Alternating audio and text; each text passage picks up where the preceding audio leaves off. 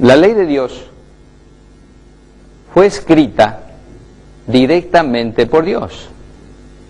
Podríamos decir que Dios no dejó encargado a nadie que escribiera su ley, la escribió Él mismo con su propio dedo. Satanás se rebeló en el cielo contra la ley de Dios. Por eso se convirtió de Lucifer en Satanás. Se convirtió de el lucero de la mañana en el adversario, porque él no quiso obedecer la ley. Los seres humanos consideran que la ley de Dios no se puede obedecer. Esa es la idea de Satanás. Sin embargo, el Señor Jesús, cuando vino aquí, vino para mostrar al ser humano que la ley sí se puede obedecer. Lamentablemente, hay personas que creen que la mejor manera de vivir tranquilo es aboliendo la ley. Imagínense ustedes si hubiera una ciudad donde no hubiera ningún semáforo. ¿Qué anarquía habría en el tránsito? Imagínense usted un partido de fútbol donde no hay un árbitro ni reglas. Sería un caos. Pero lamentablemente los seres humanos creen que la mejor manera de solucionar el problema del pecado es anulando la ley. ¿Qué hace la ley? La ley nos muestra el pecado. Pero no nos salvamos por cumplir la ley. La ley nos lleva a Jesús. Jesús es el único que puede solucionar el problema del pecado. La palabra de Dios dice claramente, Jesús es nuestro Salvador.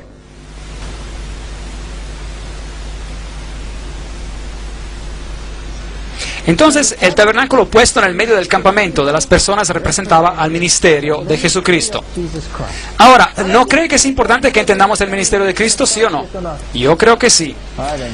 Jesús habitó entre nosotros, Juan 1:14. Entonces estudiamos este ministerio, porque si lo estudiamos, entonces podremos distinguir los engaños, muchos de los engaños que hay en este mundo. Muchas personas terminan su evangelio una vez de que hayan pasado por esta puerta.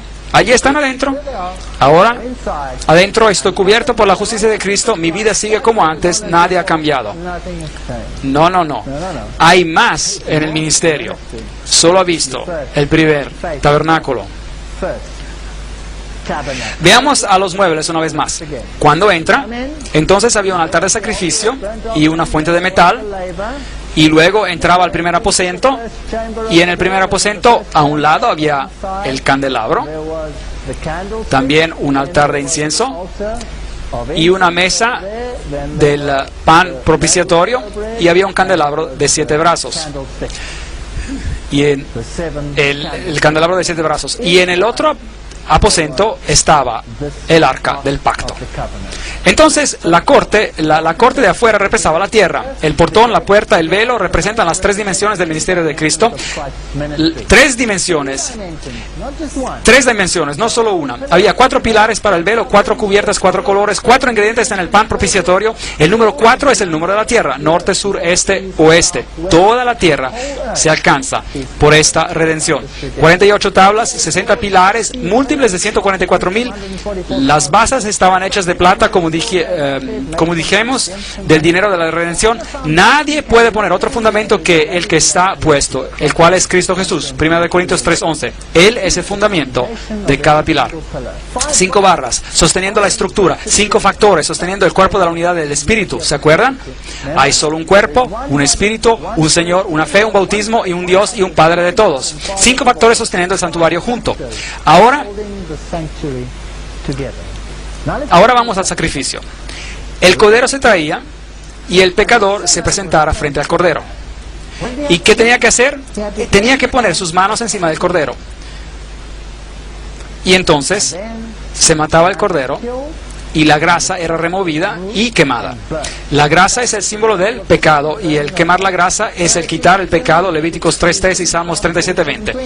Así que la grasa que está en las partes interiores, cubriendo los órganos internos, se convierte en un símbolo de pecado, el cual es quemado en Cristo. Hermoso símbolo. Es el cordero que era atado a los cuernos del altar. Cristo es el cordero que es atado al sacrificio y se convierte en tu sacrificio. Entonces el cordero atado con una cuerda al altar, y tú tenías que sacrificar el cordero. Tú tenías que hacer tu parte en el servicio. Tú tenías que matar al cordero. El sumo sacerdote agarraba la sangre y en cierto sentido la sangre del cordero te limpia de tus pecados. Y el sumo sacerdote mismo era un símbolo de Cristo. Claro que en ese sistema el cordero y el sumo sacerdote son realmente uno, pero claro, el cordero está muerto y después del proceso, así que entonces el sumo sacerdote representa a Cristo, quien en un sentido es el Salvador resucitado. En Levíticos 4:27-31, si alguna persona peca involuntariamente cometiendo falta en contra de algunos de los mandamientos de Dios, presentará como ofrenda una cabra y pondrá su mano sobre su cabeza de la ofrenda de expiación y degollará en el lugar del holocausto. Somos responsables de la muerte de Cristo. El sacerdote hará expiación sobre él. Cristo hace una expiación por nosotros y el sacerdote es un símbolo y será perdonado. Ese es el plan. Cómo deshacerse del pecado. Entonces pone su mano sobre el cordero. Leamos lo que dice la enciclopedia judía acerca de esto. Dice: el poner las manos en la cabeza de la víctima es un rito ordinario por el cual se hacen la sustitución y la transferencia de los pecados. En cada sacrificio hay una idea de sustitución. La víctima toma el lugar del ser humano pecador. Tengo una pregunta para ustedes.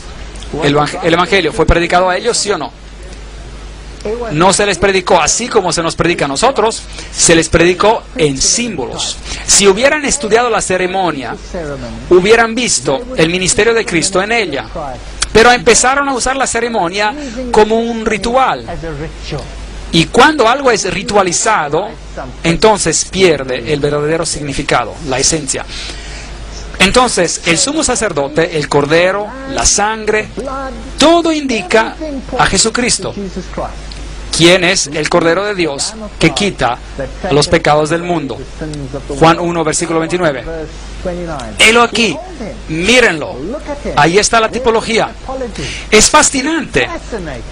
Cuando Abraham tuvo que sacrificar a Isaac y tenía que hacerlo en el monte Moria, y el monte Moría es el mismo monte donde después el templo fue construido, y el templo representaba el santuario del desierto, el ministerio de Cristo. Cuando excavaron la cantera en el monte Moría, Salomón hizo una cantera en el monte Moría y sacaron bloques de piedra, y esto creó una valle entre 2 colinas, y una colina fue llamada Gólgota. Y es fascinante que el monte Moría era una colina, y que Jesucristo murió en el monte Moría. Increíble. Él murió en la misma montaña, simbolizando la muerte del Cordero. Mis pequeños hijos, yo les escribo estas cosas para que ustedes no pequen, pero si alguien peca, nosotros tenemos un abogado con el Padre, Jesucristo, el justo. Entonces, Cristo ha muerto ahora, que ya murió, o ha resucitado y es un abogado para nosotros. Entonces, ¿la obra de Cristo se acabó en la cruz o todavía está haciendo algo? Él todavía está haciendo algo. Oh, sí. El precio por el pecado ha sido pagado completamente. Pero el trabajo de Cristo no se ha terminado. Si no,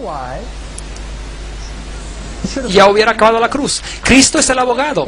Todavía podemos encontrar salvación en Él. Mas Él fue herido por nuestras rebeliones, molido por nuestros pecados, por darnos paz, y cayó sobre Él el castigo, y por sus llagas fuimos nosotros curados. Isaías 53. Y si confesamos nuestros pecados, Él es fiel y justo para perdonar nuestros pecados. Así que debemos confesar, ¿sí o no? Absolutamente. Y Él puede limpiarnos de toda la maldad. ¿Sabía que hay predicadores que dicen que no hay nada más malvado que podamos hacer que hablar de la naturaleza pecadora del hombre? Tengo noticias para ustedes. Si no hablamos del pecado, entonces no necesitamos una solución. Podríamos seguir sin Cristo, ¿sí o no? Muy bien. Entonces, todos esos símbolos representan al sumo sacerdote. Ahora, aquí está la fuente de metal. La fuente de metal venía después del sacrificio. Muchos sistemas religiosos quieren aceptar la justicia de Cristo, vienen a la puerta, aceptan el sacrificio expiatorio de la cruz y luego dicen, muchas gracias, ahora soy salvo. Pero todavía falta lavarse, ¿sí o no? Lavarse representado por el renacimiento y cambio que debe ocurrir en el carácter. Algo tiene que pasar. Entonces la fuente de metal representa el lavamiento por agua. Allí está, y uno se lavaba en la fuente de metal. El sacerdote lo hacía como un símbolo. Pues el tabernáculo estaba dispuesto así. En la primera parte había el candelabro y la mesa y los panes de la propiciación. Y el sumo sacerdote entraba diariamente, no sin sangre. Ahora, eso es lo que pasaba. Imagínese esto. El pecador trae el cordero. El cordero está muerto, se mata, y sus entrañas están quemadas, y lo que queda del cordero es finalmente quemado afuera de la ciudad. Y esto simboliza que Cristo moriría afuera, y que Él sería matado y eliminado afuera de la ciudad. Luego, el sumo sacerdote cocinaría una pequeña porción ceremonial, y documentos nos dicen que era el tamaño de una arveja, y lo comería. Y simbólicamente, los pecados confesados sobre el cordero eran transferidos al sumo sacerdote. Y ahora él simbólicamente llevaba sus pecados como Cristo carga nuestros pecados. Ahora, el sumo sacerdote hacía el sacrificio por sí mismo, más todos los pecados confesados que él tomaba sobre sí mismo, y tomaba esa sangre y la llevaba al santuario diariamente y la ponía en los cuernos del altar. Así que en símbolo esos pecados eran removidos y puestos en el registro del santuario, y mantenía la luz ardiendo. La luz representa a Jesucristo, la luz del mundo. Esta es una representación del arca de Tito, el emperador Tito, cuando él se llevó los muebles después de la destrucción de Jerusalén. Y se llevaron todas estas cosas. ¿Dónde están hoy? Pues uno se pregunta, no sabemos. Jesús dice en Juan 8, versículo 12, yo soy la luz del mundo, el que me sigue no andará en tinieblas, sino que tendrá la luz de la vida. El aceite que estaba en la lámpara es un símbolo del Espíritu Santo que difundiría la vida por medio del Espíritu Santo. El humo de incienso con las oraciones de los santos que subió de la mano del ángel a la presencia de Dios. Apocalipsis 4:8. Todo tenía que ver con Jesús. Entonces el sacerdote quemaba este incienso, y esto representaba nuestras oraciones ascendiendo a Dios y siendo aceptadas por medio de Jesucristo. Y entonces había esta sangre transfiriendo el registro de los pecados al santuario. yo soy el pan vivo que descendió del cielo. Si alguien come de este pan, vivirá para siempre. Y el pan que yo le daré es mi carne, la cual yo daré por la vida del mundo. Esa era la mesa del pan. Pan sin levadura.